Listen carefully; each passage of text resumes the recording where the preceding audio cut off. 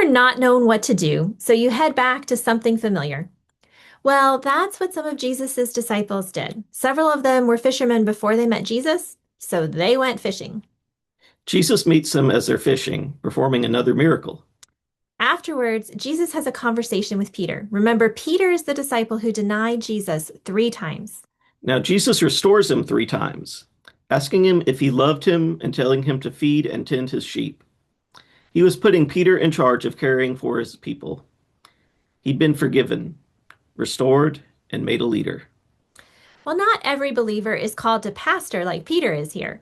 The Bible connects loving God with loving people for all of us. 1 John 4:20, another book of the Bible John wrote, says, "If someone says, 'I love God,' and hates his brother, he is a liar. For he who does not love his brother whom he has seen, how can he love God whom he has not seen?" Think about it. If you love someone, you're going to love what they love. And Jesus loved people enough to die for them.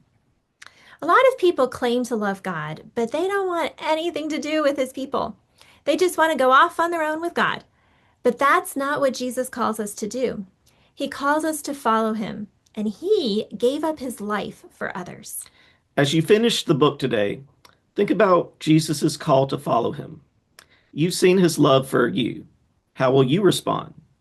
Jesus told Peter to follow me. He still beckons that to each of us.